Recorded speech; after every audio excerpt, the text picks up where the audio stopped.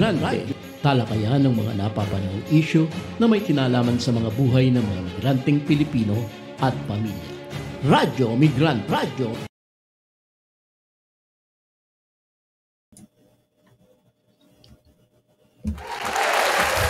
Palakpakan muna para masaya. So, magandang gabi po sa inyo lahat. Nagbabalik na naman po ang Radyo Migrante ngayong gabi. Ngayong gabi po ang pag-uusapan natin ay hinggil sa usapin ng kamakailan lamang. 1 month yan, alam ko yung pandaigdigang araw ng paggawa. So, yun yung pag-uusapan natin. Paano ba ito sa mga migrants, ano? So, yun po. Magandang gabi po sa inyo lahat. Ako po si Chat Dimaano. Meron po tayong guest na mga makakasama mamaya dito ng mga organisador dito sa Korea, no? Mga kasama natin sa iba't ibang organisasyon. So, magandang gabi po sa inyo lahat. Pero, sandali po, bago tayo mag-umpisa, meron kasi kaming video. Sandali po. Let us play our video first.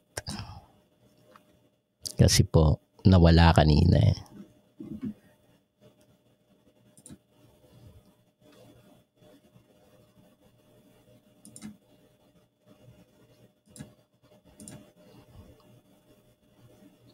Dali lang po. Talaga naman.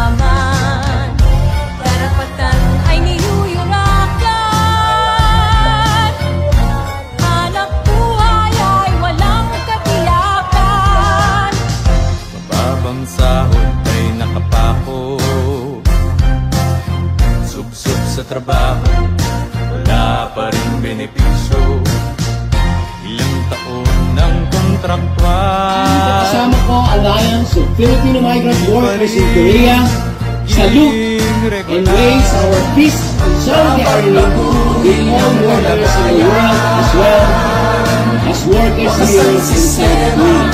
Inasasadlakan, panawagan ay palakasin, iningiti ay nagutin, muling manggagawa magkapit-bisig, tayong lumilikha ng yaman ng daigdig, muling manggagawa lagutin ang talikala, kamting pandaigdigang paglaya.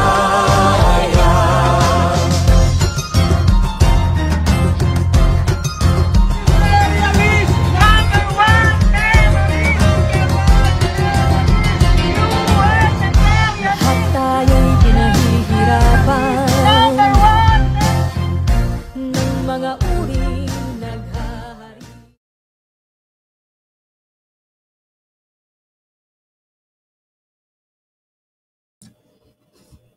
So, yun po yung aming video. Ang napanood po ninyong video ay yan po yung pagkilos ng mga manggagawang migrante sa labas ng bansa. Sa iba't ibang bansa po sa Asia Pacific. So, yung nandiyan nakita ninyo yung New Zealand, nakita ninyo yung Hong Kong, nakita ninyo yung Australia, yung migrante Korea, nandiyan din po yung kasama ko sa Korea. So, magandang gabi po muli sa inyong lahat. Yan po yung aming video. At ngayon po makakasama din natin ang as usual ang ating regular na kasama dito sa Radyo Migrante para ipaliwanag yung ano ba talaga yung araw ng pandaigdigan ng paggawa.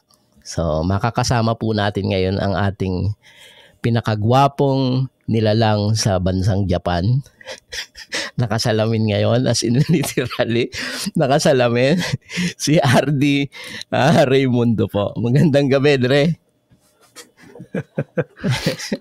Ayan, magandang gabi. Ayos ba yung disguise ko ngayon, Brad? Oo, bigotilyo ka ngayon.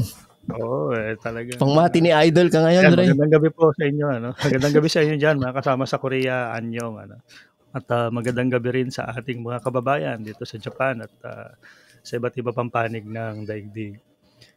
Muli po, bumabati po kami sa inyo ng maalab na pagbati mula dito sa Japan. At syempre, gaya nga po na sinabi ni parang chat, kasamang chat, pag-uusapan po natin ngayong gabi. Ako ay mag-share na ating kaunting nalalaman kaugnay sa kasaysayan. Bakit nga ba natin pinagdiriwang ang napakahalagang araw na ito, hindi lang para sa mga manggagawa, kasi siyempre damay na rin yung ating mga pamilya. Sige po. Ang May Day na tinatawag, o kung sa Pilipinas yan, mas kilala sa tawag na May 1, every year pinagdiriwang natin ito. At siguro para sa ating mga kababayan ay balikan natin sa kasaysayan. Bakit nga ba naging napakahalaga ng araw na ito para sa ating mga manggagawa at sa ating mga mamamayan ng buong daigdig sa kasalukuyan? Una po, para po maunawaan natin ay kailangan nating maunawaan yung ugat sa kasaysayan ng kaganapang ito sa punto de vista ng siyentipikong kasaysayan. Hindi kasi ito po ay hindi lang basta na imbento ang holiday na ito. Sa iba parang ang notion is May 1 holiday sigurado. Yun lang ang natatandaan marahil ng karamihan o ng iba. Pero meron pong mahalagang yugto sa kasaysayan na minarkahan ang araw na ito. Ang Mayo 1 na ipinagdiriwang natin ngayon sa halos 80 bansa sa kasalukuyan ay bilang pagkilala at pagbibigay pugay po sa mga bayani at martir ng kilusang manggagawa sa Haymarket Square sa Chicago. Tama ba yun? Chicago, sa Estados Unidos. Noong Pareho May din 1, daw yun 1886. Pareho lang ba? Pareho din Tayo, At ang ubod po ng pagkilos na ito, actually ito ay dekadang paglaban ng mga manggagawa sa Amerika. At mga isang dekada bago ang taon ang pangyayaring ito, ay naganap yung marahas na dispersal at pagpatay sa mga manggagawa ding nagpoprotesta. At kaya kumbaga, minarkahan ng May 1 ang paglaban ng mga manggagawa laban sa pang-aapi. Itong May 1, 1886, naganap na ito sa Haymarket Square sa Chicago. Ang ubod po ng paglaban dito ng mga manggagawa ng mga panahon na iyan ay yung pagpapaikli doon sa oras ng paggawa. Na kung hindi po natin alam o marami sa ating hindi nakakaalam, ang dati pong regular na oras ng paggawa para sa mga manggagawang industrial ay hindi bumababa sa 12 oras kada araw. Wala pong overtime yun. Lahat po yun ay basic hours. Ngayon kasi 'di ba meron ng 8-hour mandatory yan, standard yan. Pero dati walang ganon. At sa pilitan yan, na minsan pa nga umaabot sa ibang mga empresa o industriya, umaabot pa nga ng 16 na oras.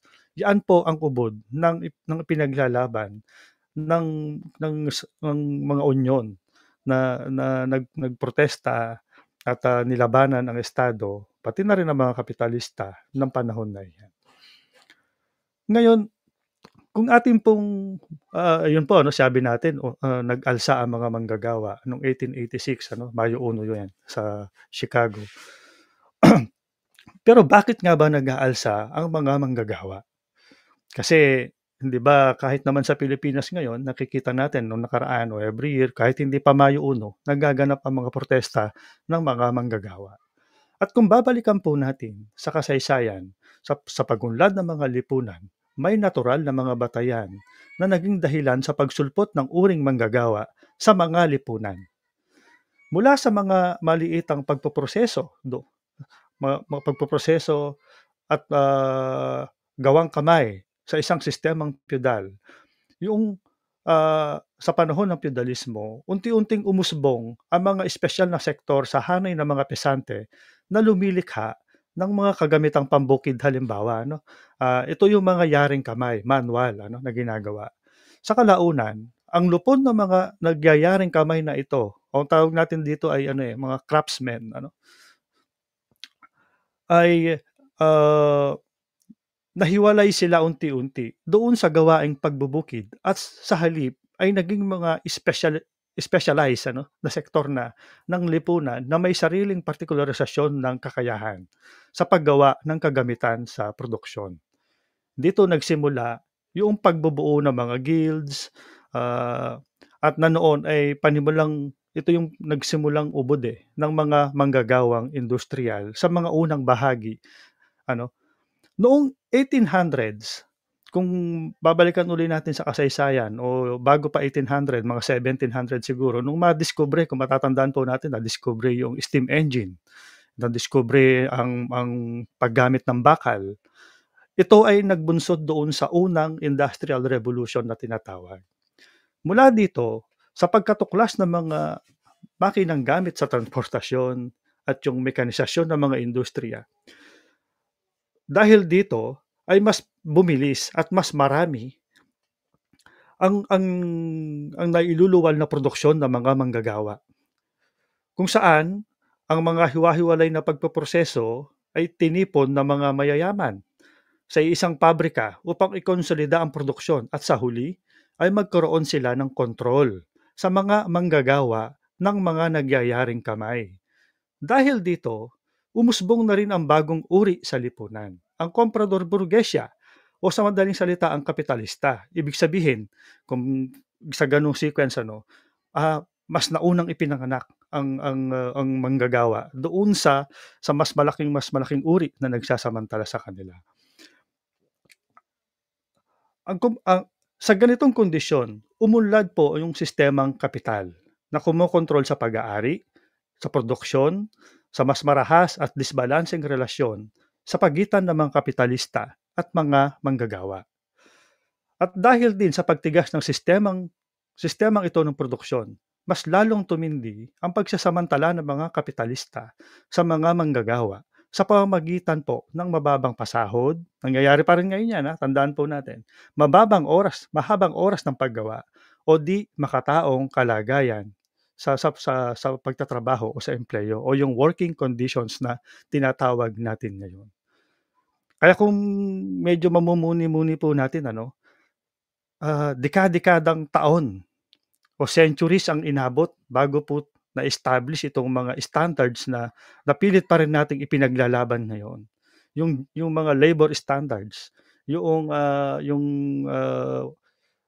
basic occupational safety and health na tinatawag na ipinapatupad ng DOLE. Lahat po 'yan ay dito inanak ng paglaban ng mga manggagawa, ng ating mga ninunong manggagawa.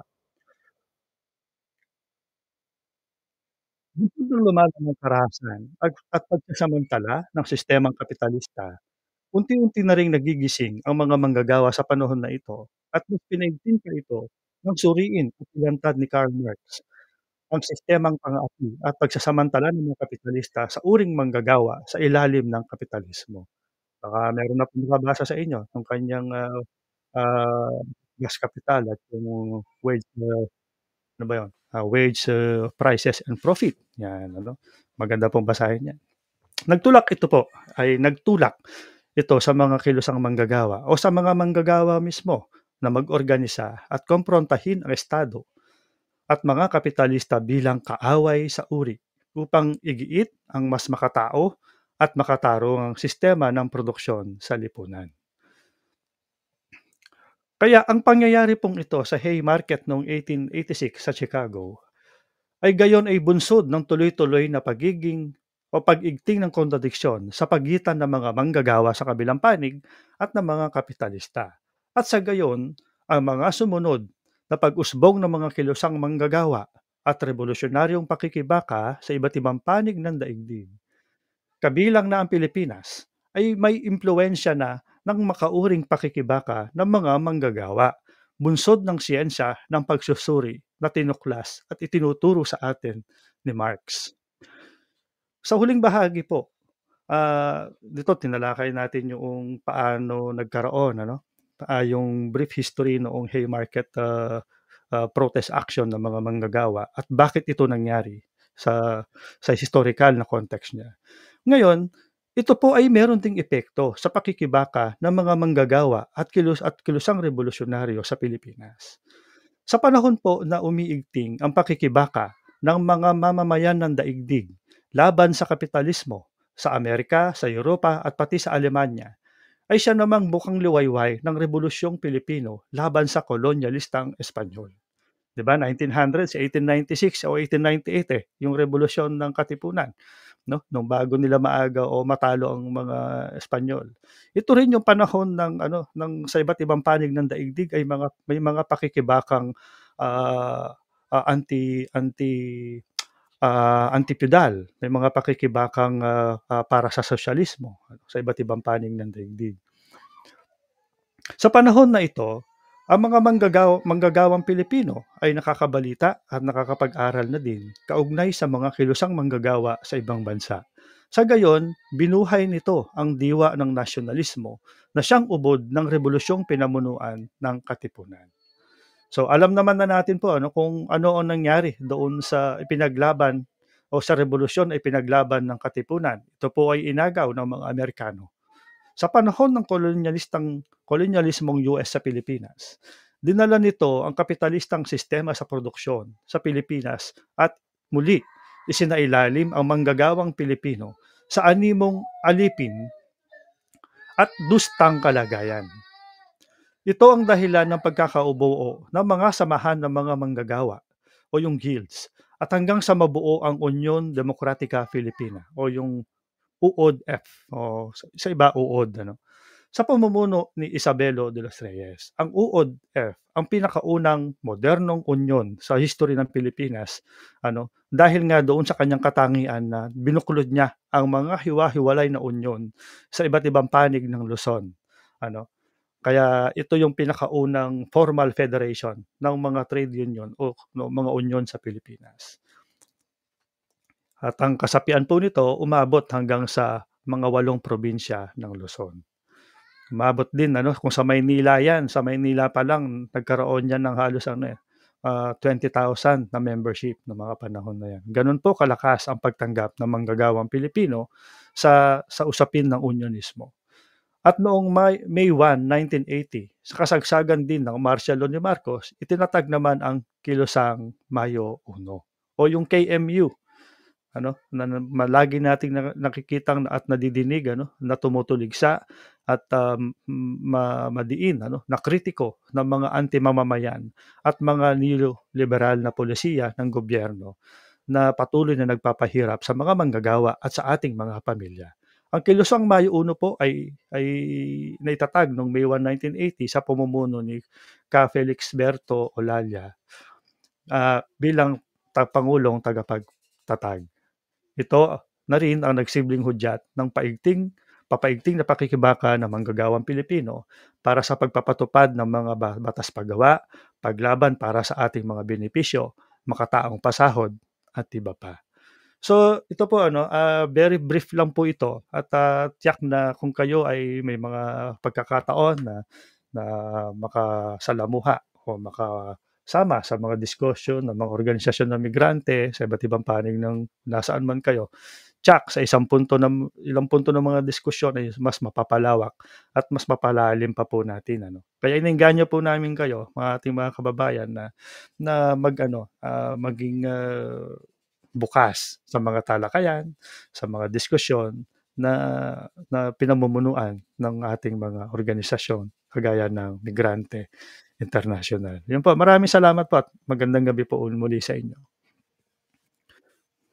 Galing. Ikaw na talaga, Chief.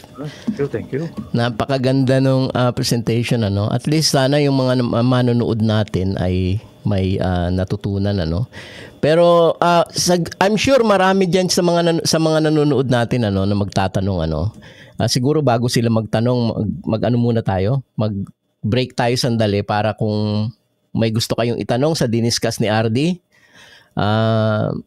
pwedeng itanong ano after ng ating sandaling break na video ano. 발언해 주시겠습니다.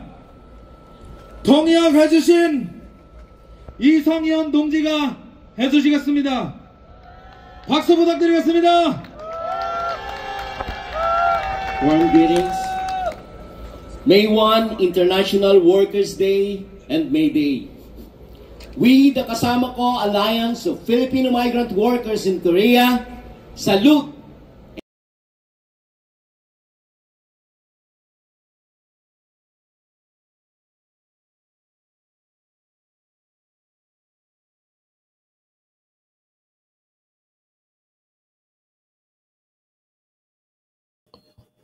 Sandali, naputol. Sorry. Alam niyo na, medyo ano po tayo, masyado tayong ano ngayon. I think we need to play this.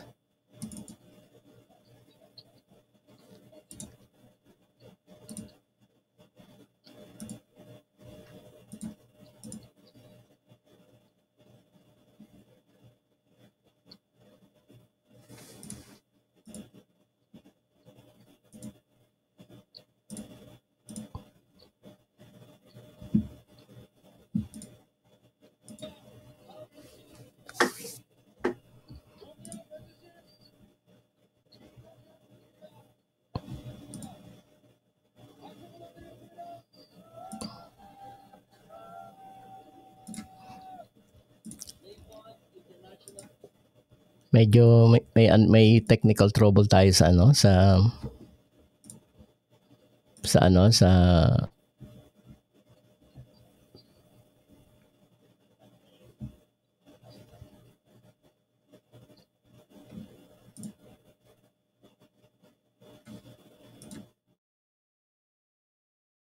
발언해 주시겠습니다. 동의해 주신 이성현 동지가 해 주시겠습니다. 박수 부탁드리겠습니다. Warm greetings. May 1, International Workers' Day and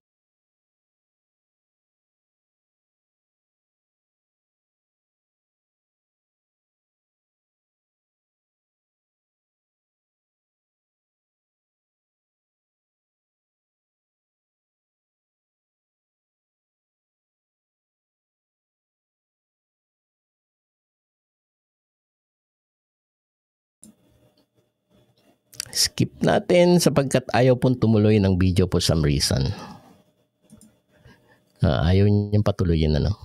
So, siguro ano, kung may mga questions po sa mga nanonood natin ano. Magandang gabi kay Raquel.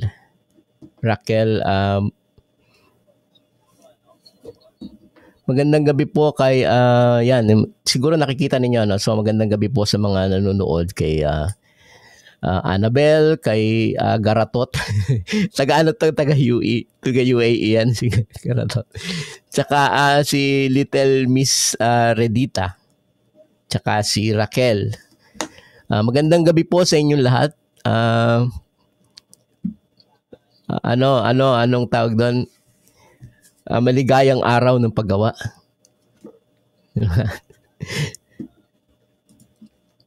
So hindi na tinatuloy yung video. Dapat mag-share dapat si Eric siguro mukhang may trouble sa technicality si Eric. So sinusubukan natin.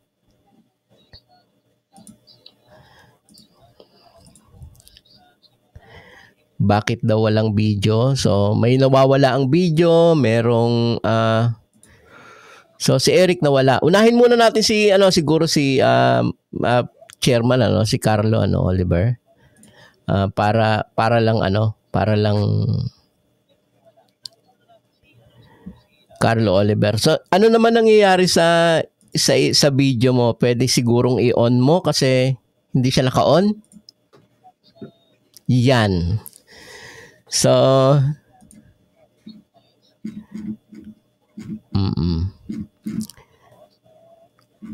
no? Siguro yan. Naka-on na, no? Naka-on na ba? So, bago natin ipasok, ano? So, may mga kasama tayong magbabahagi ng karanasan kasi at kampanya na din ano na nagaganap sa kasalukuyan. Siguro unahin natin siguro yung chairperson ng kasama ko, si Carlo Oliver. Magandang gabi, Chairman. Magandang gabi sa inyo lahat. Maraming salamat sa inyong pag-imbita pero bago po siguro ako magpatuloy, gusto ko sanang anyayahan lahat ng nato sa Korea. Nasamahan niyo po kami sa aming kampanya laban sa crackdown. Meron po kami ginawang pang profile picture. Ang nakalagay doon ay "Don't kick our neighbor, stop crackdown on migrant workers." Kung gusto po ninyo lagyan, ayan po, ganyan. Kung nakikita nyo sa screen, pwede nyo po lagyan ng picture nyo yan. At kung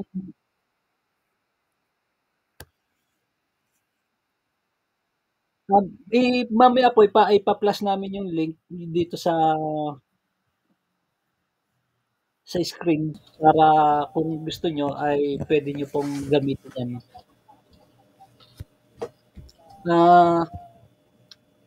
O kaya ay maaari din po kayo tumawag sa amin o mag-private message sa Migrante Care at kasama ko FB.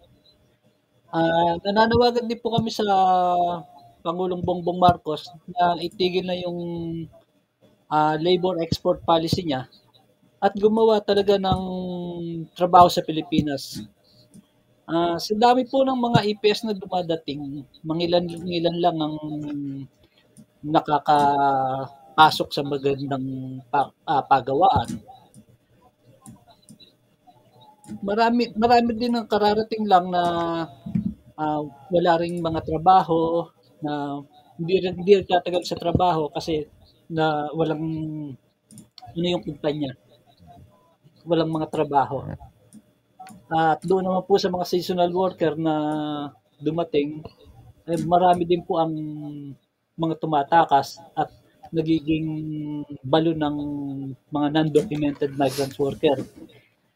At kaya po, isa yan sa dahilan kaya lumulobo ang mga non-documented migrant worker dito.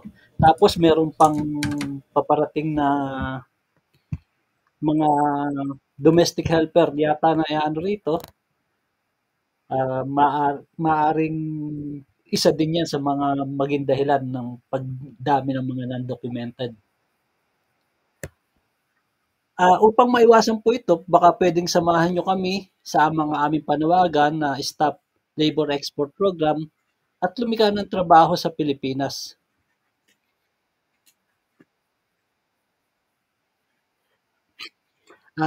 Yun lang po at sama-sama tayong labanan ng crackdown na ito. Maski po doon sa mga legal dyan, pwedeng sumama kasi po may kampanya rin na para sa working permit system, hindi po EPS. Yung EPS para gawing working permit system. At saka, isa pa, may panawagan po ang isa nating kababayan dito sa Korea. Ito po ay apela ng kababayan natin galing sa Gumi.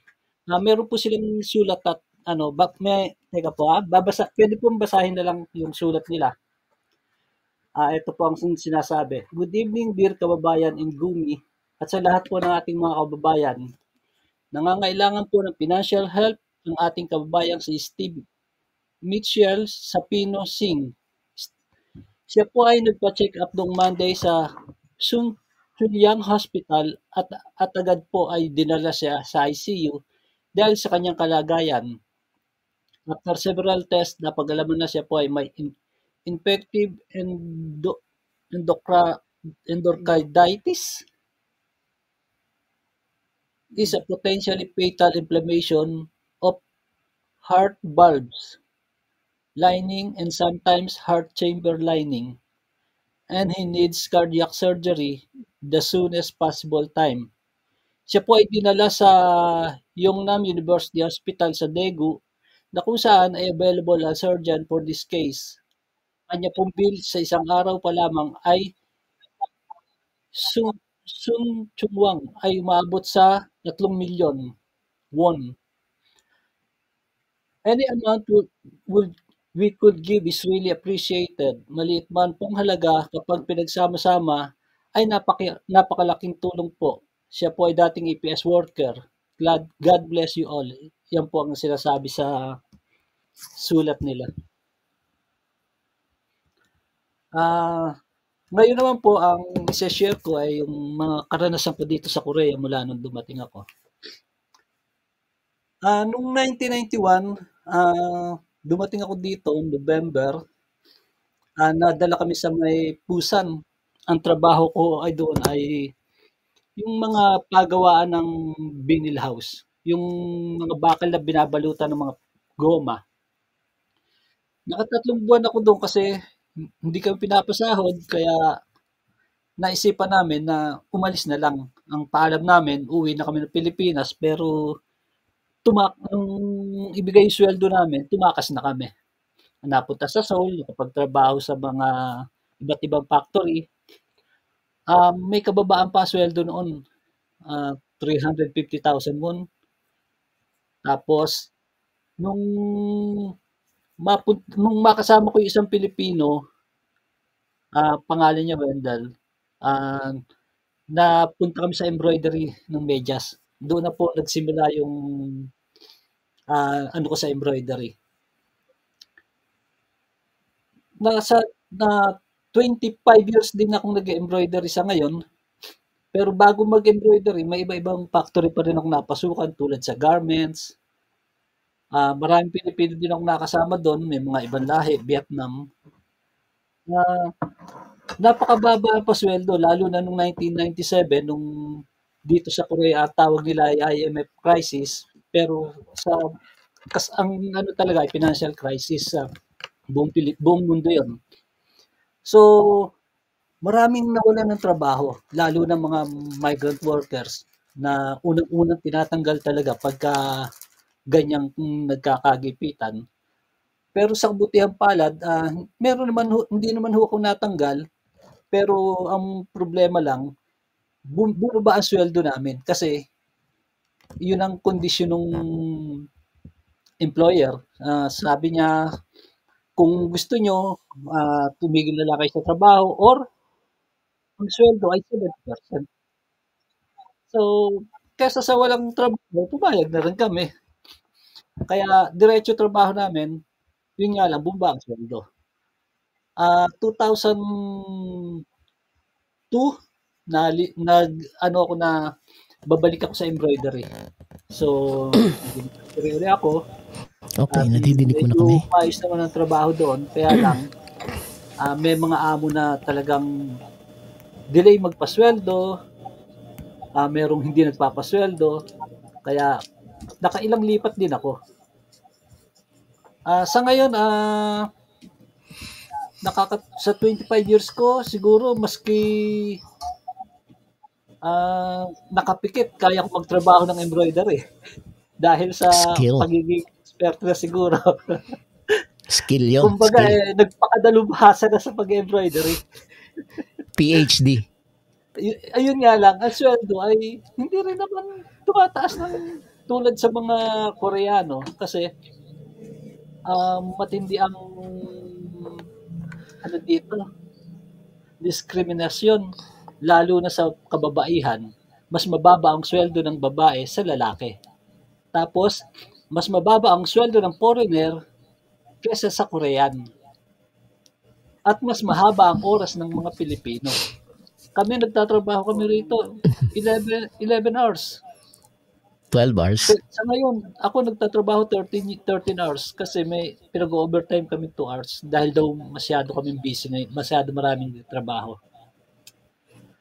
So, yun lamang po siguro at maraming salamat tuloy sa pag-iimbita dito. Sinusubukan pa rin natin yung isa nating kasamang Maraming salamat sa iyo, Ka Carlo, sa experience mo, no. Pareho halos tayo ng ibang karanasan, no. Ganon din ako, Kaya lang mas malaki yung umpisa mong sahod. Magkano yung umpisa mong sahod? 350. 350. Ako 280. 1991 yun. Ako 1994, 280. Nung tumakas yung mga Koreana, maraming salamat. Tumakas ang sahod ko, 350. Nung tumakas sila, naging 300. Tapos tumakas ako sa Kunjang, naging 700.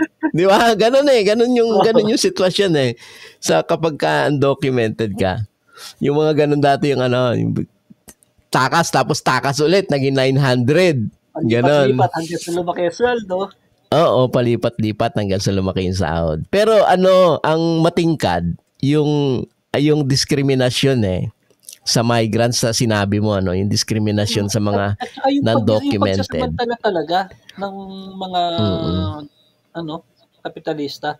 Biruin mong gagawing 70% sweldo mo or hindi ka magtatrabaho sa panahon ng crisis. Kumbaga, kumikita siya ng buo sa hirap mo, nagtrabaho ka ng 12 oras, and yet konti lang yung bayad dahil crisis daw. Ganon yung sinasabi, di ba? Malupit, no? Malupit yun. Kasi, panahon na yun, wala kasi ako ng panahon na yan, umuwi ako Umibig ako Nung panahon na yan, nagpakasal ako. So, wala ako niya, 97. Balik ako 98. Oo. Ngangingiti si Idol, Pero alam mo bang maganda dating sa akin ng 97, yung crisis na yan? Bakit? Diyan ko nakilala na pangasawa ko ngayon. Aroy.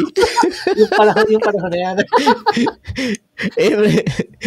Hello Marina, magandang gabi from Hong Kong.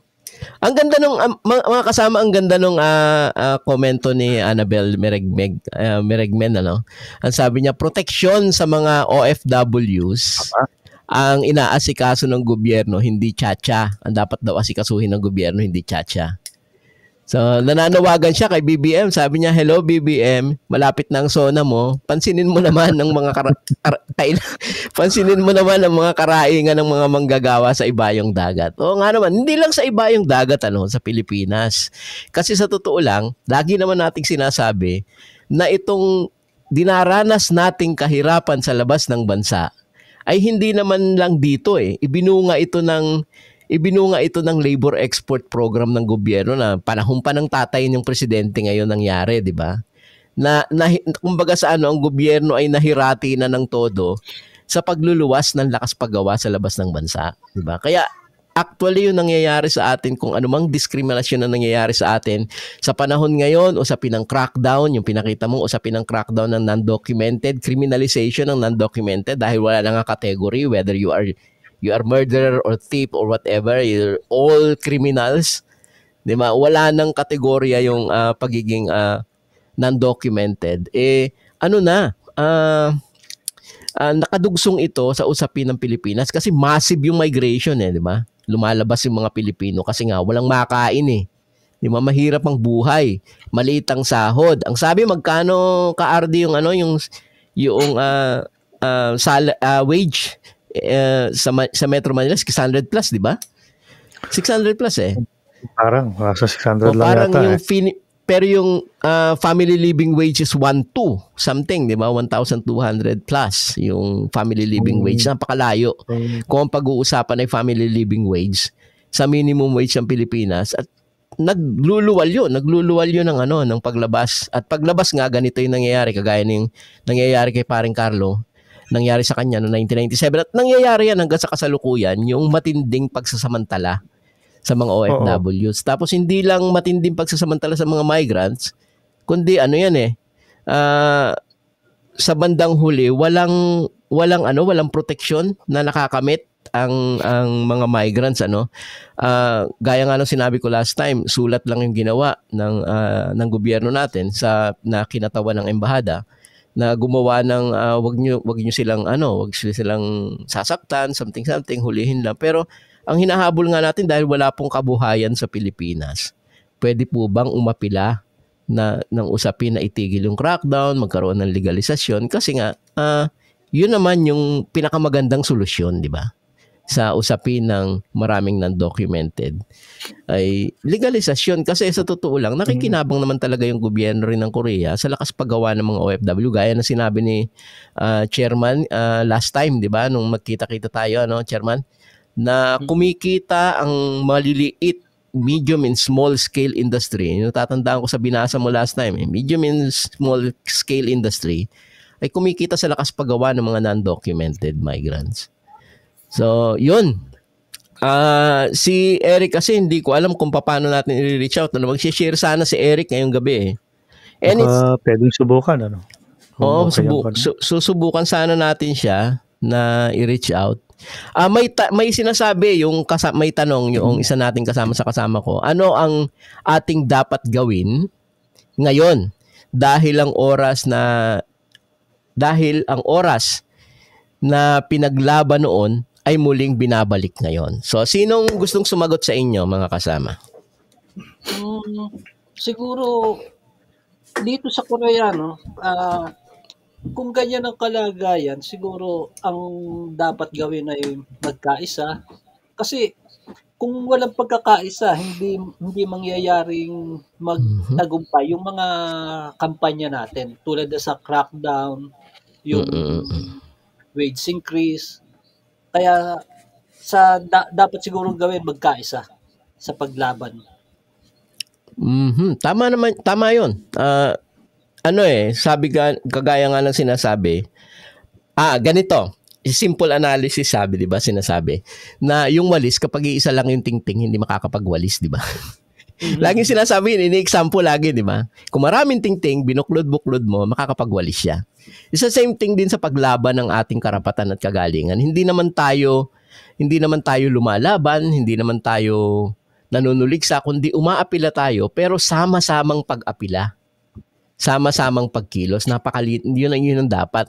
Alam niyo sa panahon ngayon, ito yung panahon, kaya na sinabi ni Chairman, ito yung panahon na na kailangan ng mga organisasyon ay lalong mas maging matibay yung banding at pag-usapan itong mga bagay na ito. Hindi lang usapin ng crackdown, kundi yung din usapin ng mga seasonal farm workers, mga usapin ng EPS na walang boundaries whether you are documented or not, kundi ang usapin dito is pare-pareho tayong manggagawa in the spirit of workers. Nagsasalita ako sa espiritu ng workers month, workers day. Ito yung panahon na walang boundaries talaga dapat unawain natin. Sa totoo lang, pare-pareho tayong manggagawa hindi naman usapin yung dokumento dito di ba? Pare-pareho tayong pinagsasamantalahan, pare-pareho tayong nagtatrabaho ng 12 oras. Di ba? Pare-pareho tayong nasisigawan o binabawasan din ng sahod. Maybe yung iba medyo mas maganda, di ba? So, Marina, ang ganda na sinasabi. Problema sa, din sinasabi ni Marina, makikita naman po ninyo sa screen, problema sa kahirapan ang namamayagpag sa Pilipinas dahil sa taas ng inflation. True. Pangunahin ang kuryente, tubig, bigas, at iba 20 pesos na bigas, Speaking of 20 pesos, At iba pang araw-araw na kailangan ng tao para mabuhay. Kaso ayuda lang ang ibinibigay na solusyon. May ayuda ba? Solusyon ng gobyerno na dapat trabaho na likhain para matugunan ang kahirapan. Kaya ang dami nating mga kababayang nabibiktima ng illegal recruitment, human trafficking. Yan dapat nang unahin ng gobyerno, yung sila lang ang nakikinabang sa ginagawa nila. Unahin ang mamamayan, partikular ang mga manggagawa at magsasaka. Trabaho sa Pilipinas, di sa labas. Mga kasama, pwede kayo mag-react doon. Maganda yung sinabi ni Marina, Anybody? Sige. Tama naman, na una doon sa tanong doon sa kasama ko, tama naman yung konsepto, yung ideya, na dapat talagang buuin natin yung pagkakaisa. Pero sa mas actual, gaya nga nung buhayin natin yung spirit ng pagtulong sa kapwa o pagdamay sa kapwa.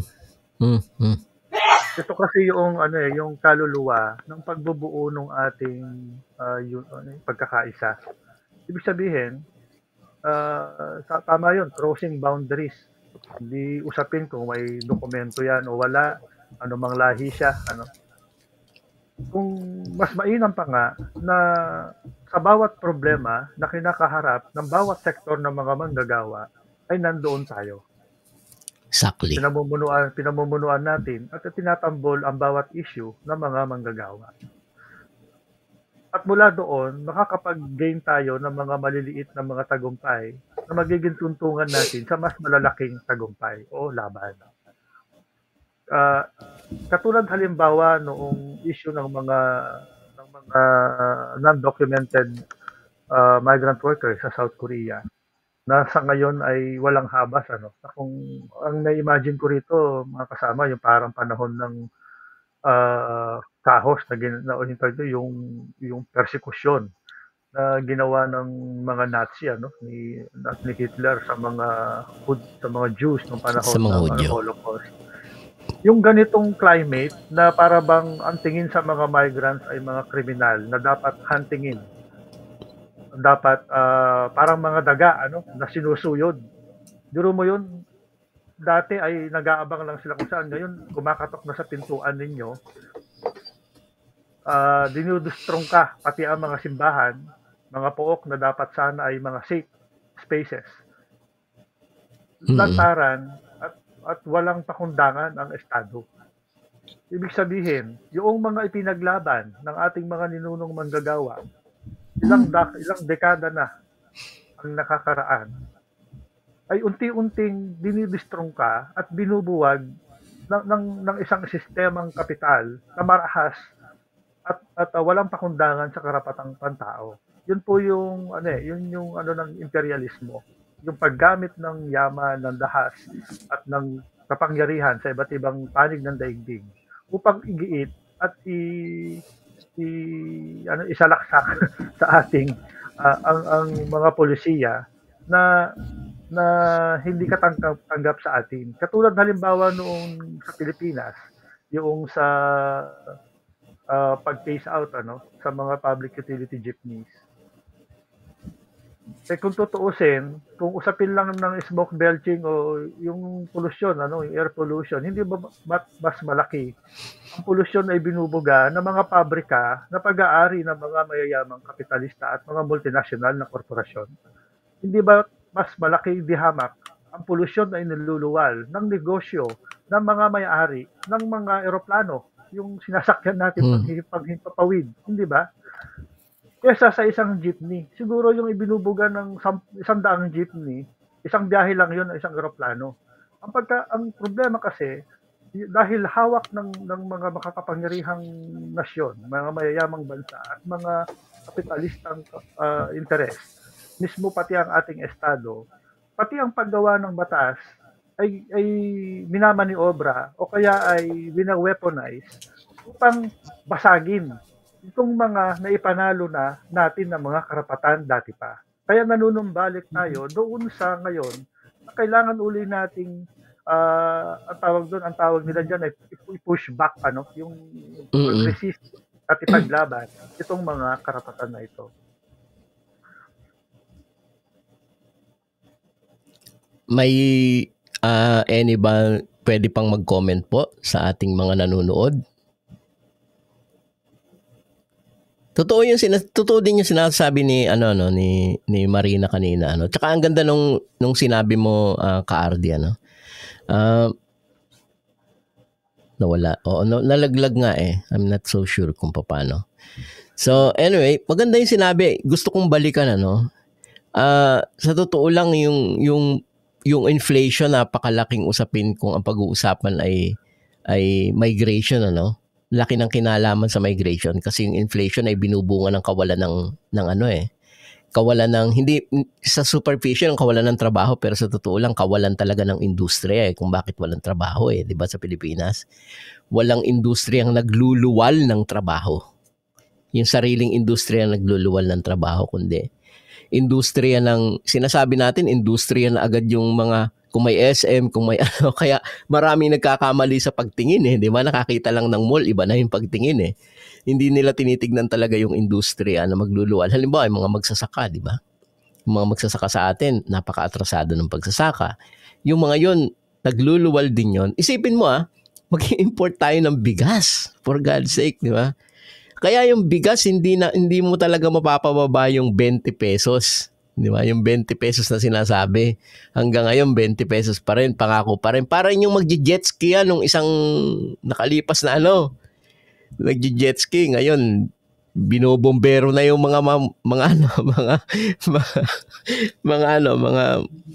tao doon. Wala daw talagang madinig. Nag-message sa atin si Eric. Magsishare sana, pero wala siyang madinig. Sagutin ko lang, mabilis lang, yung tanong ni Annabel doon sa kaso ni kasama Edsel Villena. I mean, dahil nga si kasamang Edsel ay sa proseso ngayon, ng pag-apela at pagsampa ng kaso kaugnay sa kanyang refugee recognition case. Actually, nung nangyari doon sa hearing, sa actual na hearing, nag-request po ang magtayo ng Filipino translator para mas maibahagi at masagot ni Edsel ng mas maayos ang mga katanungan sa korte. Kasi nga, ang tingin natin talagang napakahalaga at kritikal na dapat ay magkaroon siya ng pagkakataon na maikwento at may lahad ang kanyang kwento sa pamamaraan na mas komportable siya. Kaya lang, yung pinubide ng korte na interpreter o translator ay hindi ganoon kapulido, At yung simpleng numero nga lang ay hindi matranslate ng maayos. Kumbaga, nag-motion ang abogado ni Edsel sa korte na ipagpaliban ang hearing at hanggang sa makapagbigay ng matinong interpreter ang korte. Kasi mahirap naman na para bang parang pinagbigyan lang ang request. Yan, may interpreter pero hindi maasahan Paano yun? Kasi buhay po ng tao o pamilya din niya kung sakali ang pwedeng may salang-alang sa ganitong klaseng proseso na hindi na-ensure na yung proseso ay epektibo.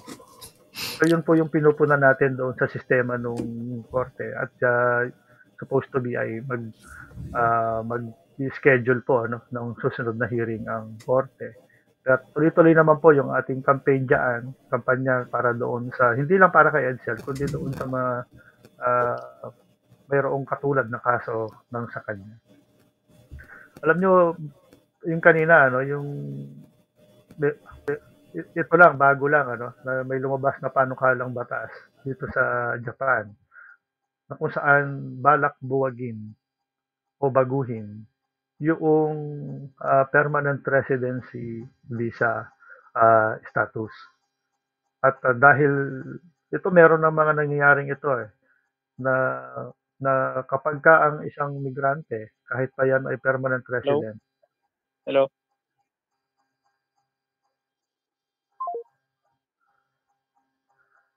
Okay. Hello. Sige lang. May nagawa na akong paraan. Sige. Para si Eric may pasok natin. Pero tuloy mo muna yung sinasabi mo. Marami kasing komento yung mga kasama nating mga nanonood sa atin, sila Annabel at saka sila Marina, which is magaganda yung mga komento nila So tuloy mo muna habang tatawagan ko mamaya si Eric, ipapasok ko. Meron kasing panukalang batas ngayon dito sa Japan na buwagin yung permanent residency system. Ibig sabihin, talagang naka-direksyon ang mga pulisiya ng bansang ito doon sa lahat ang paramihin na lang ay yung mga temporary visa holders at walisin, bawasan o di naman kaya ay alisin na yung mga permanent resident holders. Delikado po ito kasi ang permanent residency application o yung visa na yan ay tinatadhana bilang isang karapatan. Totoo na yan ay subjected to policies and so, pero hindi yata makatarungan na kung ikaw ay nag-jaywalking o kaya ay nahuling naninigarilyo kasi ang very vague, ang ginamit lang na kategorya ay violation of any of policy. Ibig sabihin, sa ganitong mga kasimpleng violation ay pwede kang ma-penalize at sa maximum ay yung mabawian ka ng permanent residency. Hindi naman din ganun kadali ang pagkuha ng permanent residency dito. Alam ko sa Korea ganun din at sa ibang bansa. Kaya ito po ay isang napaka-questionable at concern para sa amin. Yun po. So, subukan po natin pa rin bago tayo magtapos siguro para lang tatawagan ko si Eric sa ipa-patch up na lang natin siya if we can.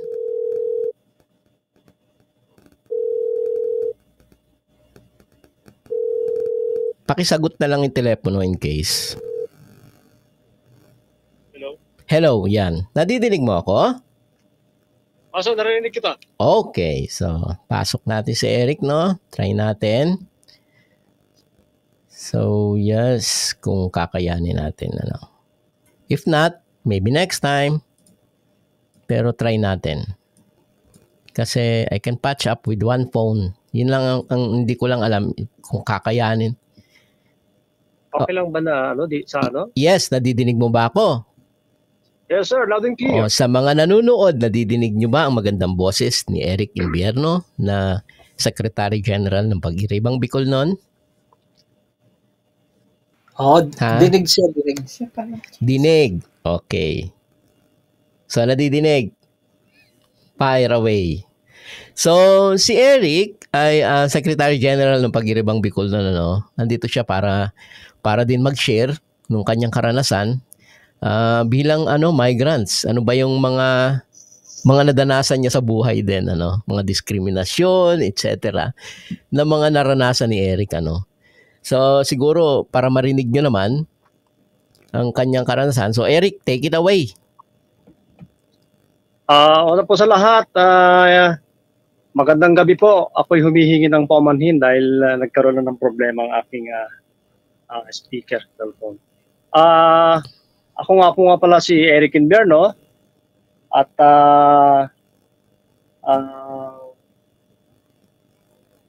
ako po ay magbabahagi ng aking karanasan bilang isang migranteng manggagawa dito sa South Korea. Ako po ay dumating noong January 2007 bilang isang turista dahil sa kahirapan sa Pilipinas ay minabuti ko na lang na mga ibang bansa. Accessories ang una kong naging trabaho ng 6 na buwan, subalit nung humina na ang gawa ay lumipat ako sa sakuhan.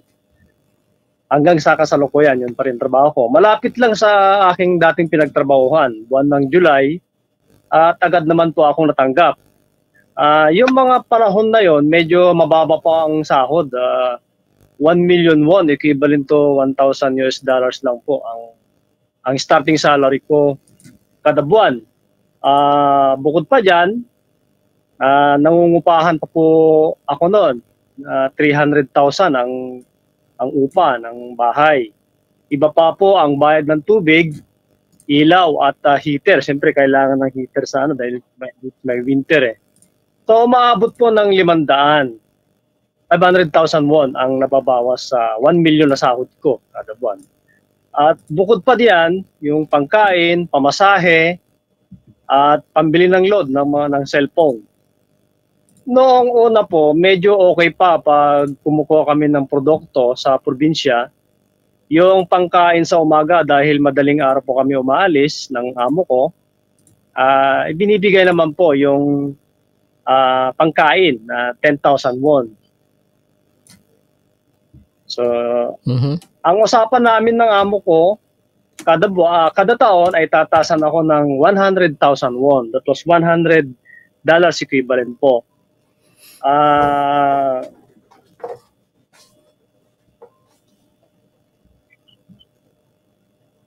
Hello? Sige lang, tuloy mo. Ayun.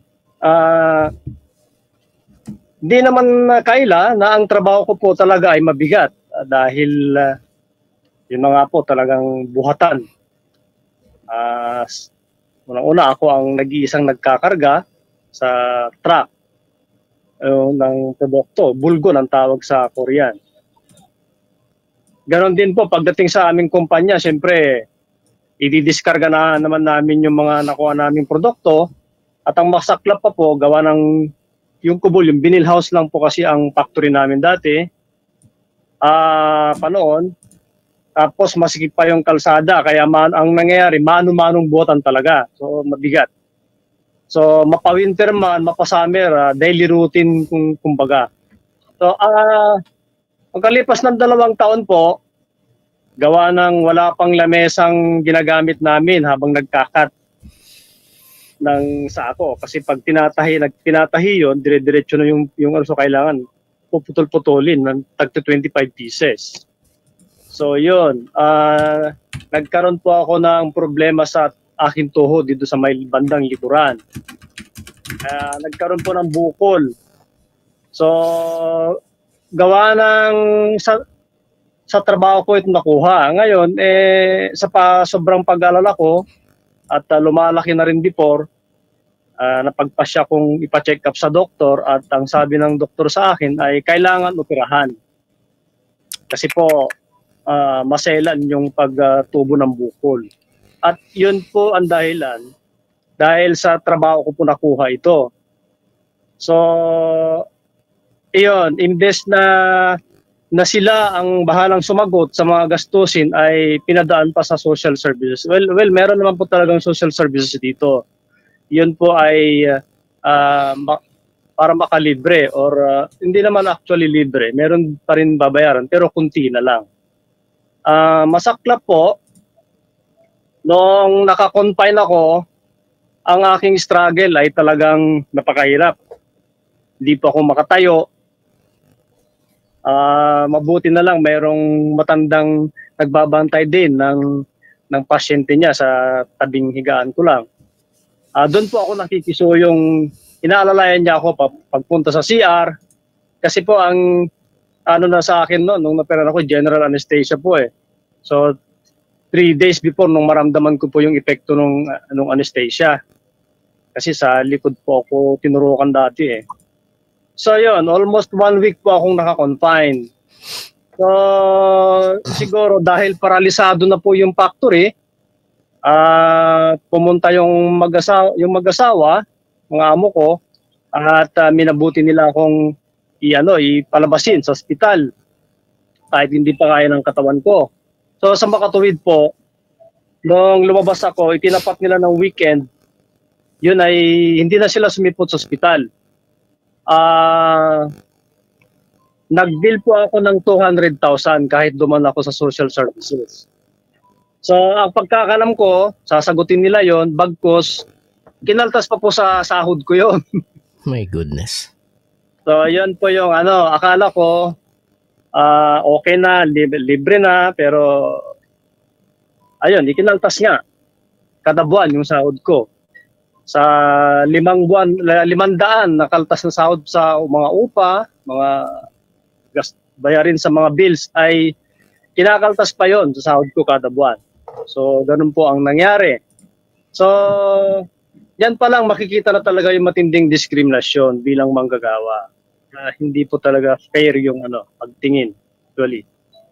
So doon ko na nung 2010 nung yung place ng factory namin dati ay gagawin ng i-convert na from patatayo ng mga apartel or apartment.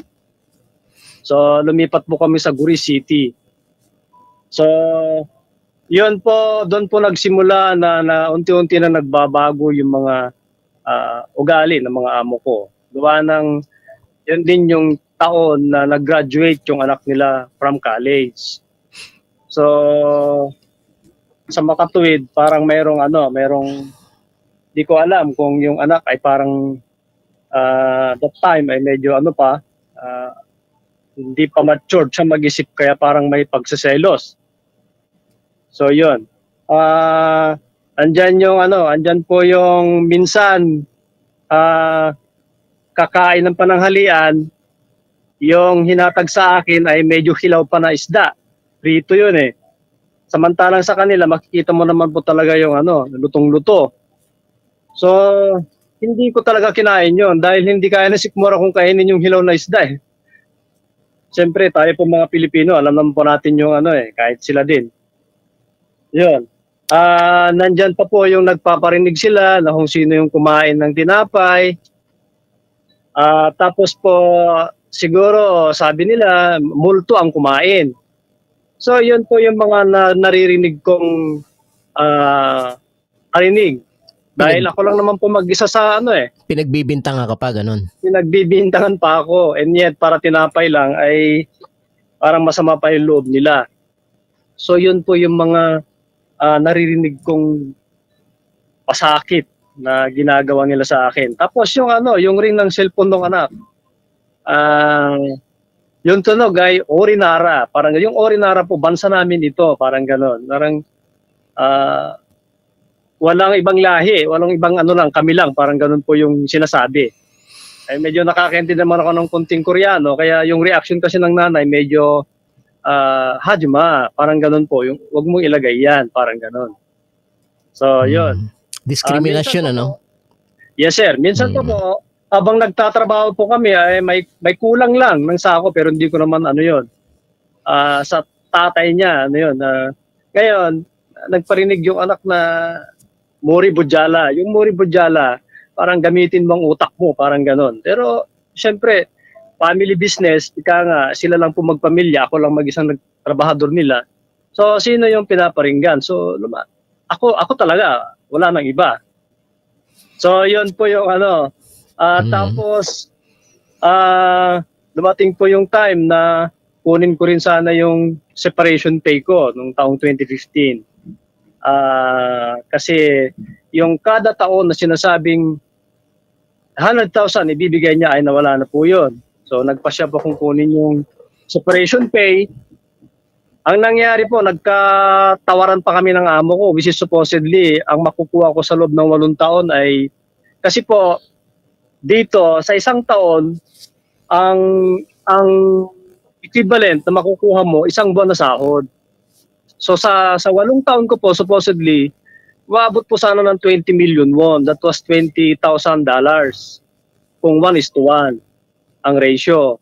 Ang nangyari po, nagkatawaran kami ng amo ko, umabot hanggang bumaba ng 6 million won lang, $6,000. So, ang laki po ng diferensya. So, yun yung Kaya, siyempre, kaysa wala akong makukuha, di, na lang ako, sumunod na lang ako. Pinatos mo na. Pinatos ko na, kaysa sa walang makuha. Kasi dito po, sa mga karanasan, mga kapwa OFW nandito, mayroon din mga walang nakukuhang separation pay. Kasi ang mga amo, mga wise din, sabi lang nila na broke yung factory, wala na. Wala na, tiwai na yung paghihirap. Marami pong karanasan na ganyan dito sa Korea. So yun, sa 17 taon ngayong July na pagstay ko sa kanila ay napakarami pong sakripisyo, paghihirap na dinaranas, mapa-winter, mapalami, mapa-summer. Nasa labas na ako nagkakarga ng mga produkto. So, ang masaklap pa po, yung mga magagandang inisyatiba na nai-contribute ko sa factory ko, na which is tinatamasa na namin ngayon ng kaginhawaan, ay ibinabalik sa akin ay tinuturo, which is galing naman lahat sa akin yon. So, idea mo. Idea ko po lahat yon. Yung pag-ano ng ng lamesa, kasi kaya nga naoperahan yung topa ako dahil nga nakasalampak lang kami nakaupo sa sahig habang nagkakat. So, yung dugo, hindi maganda yung pagdaloy. Nakaupo lang eh. Sa maghapon po yun. So, binaka ko po yun ng 2 taon. Kaya po ako naoperahan before. So, yun. Yun po yung mga karanasan ko ng mahaba-habang panahon.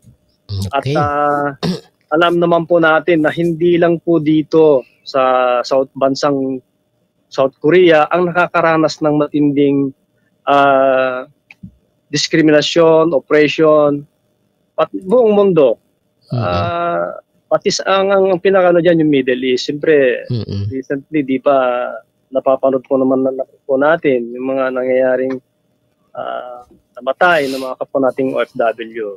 So yun yung supposedly ang gobyerno po sana natin ay makapag-isip ng komprehensibo at dekalidad na programa, sistemang pangkabuhayan para sa ating kababayan. Para wala nang matinding migrasyon sana. Okay. Yun lamang po. Maraming salamat. Pasensya na po. Ako'y humihingi ng paumanhin. Maraming salamat kasamang Eric, ano. Sorry ho kasi hindi umuubra yung ano niya. So pinone patch po namin siya. Naka-phone patch lang po si Eric. Kaya sa telepono lang siya nakikipag-usap sa atin. So bago po tayo siguro yung karanasan kasi ni Eric is too much. Parang hindi mo ma-imagine paano niya natiis yung mga bagay na yan, ano? Pero bago tayo mag-react sa mga sinabi ni Eric at bago din tayo magpaalaman kasi lumampas na rin tayo sa oras, palabas natin yung na-on-shaming video kanina. So,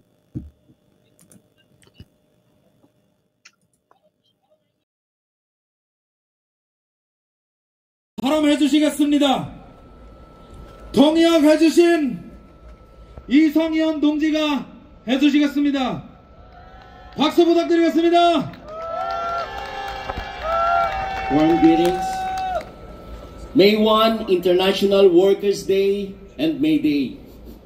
We, the Kasama Ko Alliance of Filipino Migrant Workers in Korea, salute and raise our fist in solidarity with all workers in the world as well as workers here in South Korea. Today, we are celebrating Labor's Day, also known as International Workers' Day and May Day. We commemorate the historic struggles and gains made by workers and labor movements. The origins of Labor Day can be traced back to the late 19th century when workers across the globe began demanding better working conditions, fair wages, and shortened working hours. 인턴지가 해주시겠습니다. 박수 부탁드리겠습니다. Warm greetings. May 1, International Workers' Day and May Day. We, the Kasama Ko Alliance of Filipino Migrant Workers in Korea, salute and raise our fist in solidarity with all workers in the world as well as workers here in South Korea. Today, we are celebrating Labor's Day, also known as International Workers' Day and May Day. We commemorate the historic struggles and gains made by workers and labor movements. The origins of Labor Day can be traced back to the late 19th century when workers across the globe began demanding better working conditions, fair wages, and shortened working hours. International Labor Day is celebrated in more than 80 countries. People in different parts of the world hold marches on this day to promote the rights of working class people and to protect them from exploitation. Labor Day reminds us of the vital role of workers as a working force behind the economic growth of every country. But the sad reality, we are treated like a machine. Work more than 10 to 12 hours a day overworked, but underpaid. Capital is getting richer, but workers become poorer. Aside from the facts of poor working condition and high-risk job, criminalized, and some workers died while working, and their insurance does not guarantee a good future to their families, especially for their children.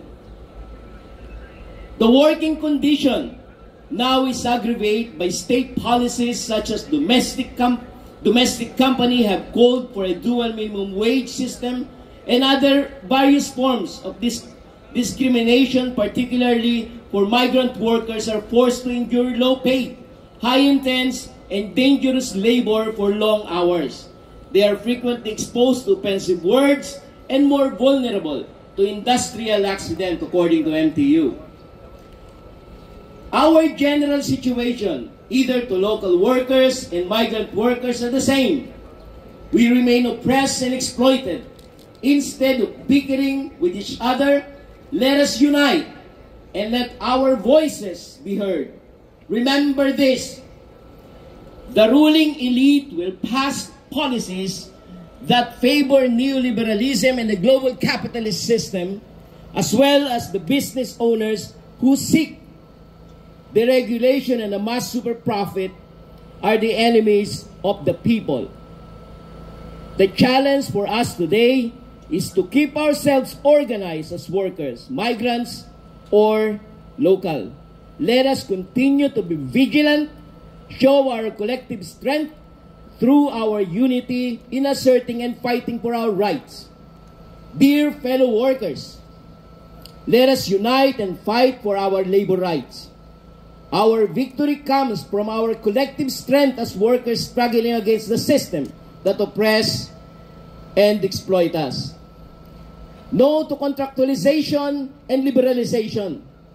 Yes to rights to unionize and workers' organization, fair and equal wage for all workers. No to criminalization of non-documented migrants. Yes to legalization of non-documented migrants. Long live international solidarity.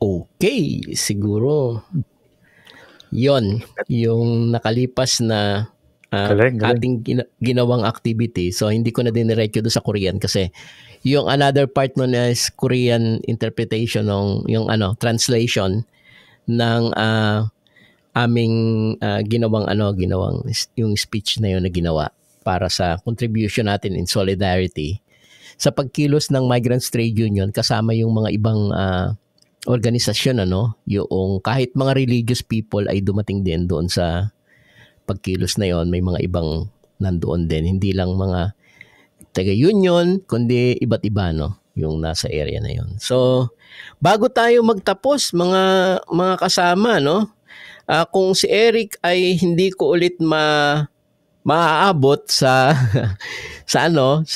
pang-parting words, siguro sinong gusto mauna sa inyo? Chairman, parting words bago tayo matapos. Mauna na ako. Unang-una, maraming salamat ulit sa pag-imbita dito at para po doon sa mga kababayan natin na nandito sa South Korea. Siguro po mas mainam na tulungan nyo kami sa mga kampanya namin dahil hindi naman po ito para sa amin lang at kundi para po sa lahat ng migranteng nanggagawa dito sa Korea, mapa-Pilipino o ibang lahi man.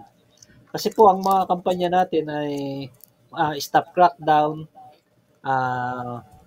working permit system, para po sa mga kagaganda ng kalagayan ng mga migrante dito. Kaya kung sino man po yung mga nanonood at kung may mga kakakilala kayong nanto sa Korea, baka po pwedeng pakisabihan sila na suportahan yung ating mga panawagan at sa ating mga kampanya para sa ikabubuti ng mga migrante dito sa Korea. Yan lamang po. Maraming salamat ulit. Sandali Subukan natin tawagan si Eric bago kaming dalawa ni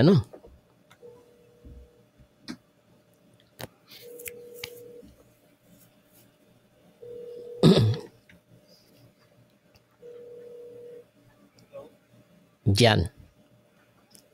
Okay? Nadidinig mo na ulit kami? Okay, sige.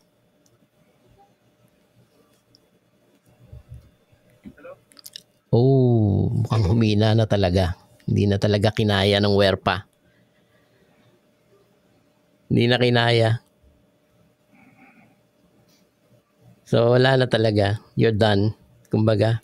So, anyway, kung hindi na tayo nagkakarinigan, maraming salamat, Eric, ano, sa iyong partisipasyon. Maybe next time, mas makakapag-diskusyon pa tayo na mas maganda. Maraming salamat sa partisipasyon kung wala. So, Ka-Ardi, this is our time. Maraming salamat sa phone lock pati. Ano, mauna na ako magpasalamat sa iyo. Okay lang. Yun nga, ako din naman ay nagpapasalamat na naging bahagi ng programa ng Radyo Migrante Korea ngayong gabi. Una, dahil meron din kaming stake dun sa usapin ng pagpapalaganap ng kalagayan ng mga manggagawa dito sa Japan na hindi nalalayo doon sa kalagayan ng mga migranteng manggagawa din sa Korea. Ang nais po natin talaga rito is buuin itong naratibo na ito, panghawakan ang naratibo na ito, sapagkat ito ay kwento natin. Itong karanasan natin na ito ay hindi pwedeng ibahagi at tugunan ng gobyerno o ng mga gobyerno o ng mga ahensya pa bilang kanila, at sa gayon ay magkakaroon ng makatotohanang katugunan.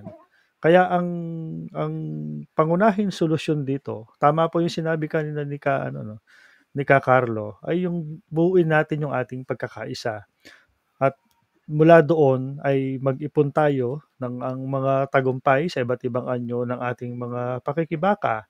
Yan man ay para sa pagpapataas ng sahod, pagpapababa ng mga singilin, o kaya naman yung pagwawaksi sa mga mandatory fees na kinokolekta ng gobyerno mula sa atin. Ito po ay interes nating lahat bilang isang saray ng mga lipunan, bilang mga manggagawa. Kaya ang paggunita po sana natin sa pandaigdigang araw ng paggawa ay magta-translate siya doon sa pagsisikap natin na buuin ang pagkakaisa natin bilang mga manggagawa on the ground. Na mula doon ay pwede nating itaas ang ating mga demands sa estado man yan o sa mga kapitalista, at talagang itulak pa ito hanggang doon sa tuluyan ng mawala yung pagsasamantala, yung makauring pagsasamantala ng kapitalismo sa mga manggagawa. Yun lang po. Magandang gabi sa inyong lahat, at muli maraming salamat sa inyo mga kasama sa South Korea sa pag-imbita, at mabuhay kayong lahat.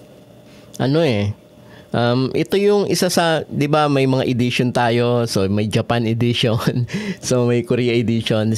Itong program na ito is mainly focus on Korean situation sa ngayon, mga nangyayari sa mga migrants, which is malalang diskriminasyon, malalang criminalization ng migrants na undocumented.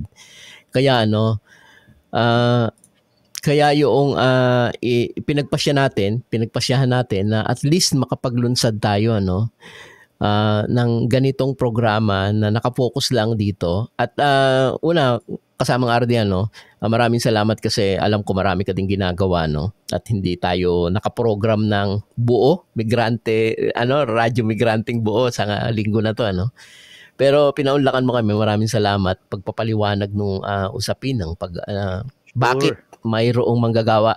Maganda na ma-appreciate ng ating mga kababayan migrante na mga manggagawa. Mga manggagawa din po kayo, hindi po kayo naiiba. You're not exceptional. Pare-pareho po tayong pinagsasamantalahan ng kapital. Pare-pareho tayo niya. Nasa Pilipinas ka man o nasa Pilipinas ka o nasa labas ka ng Pilipinas, pare-pareho lang po ang ating estado na pinagsasamantalahan. Kaya nga lang, ang pinagkaiba nga lang natin, di nasa labas ka ng bansa. Ang nagsasamantala sa iyo ay ibang lahi.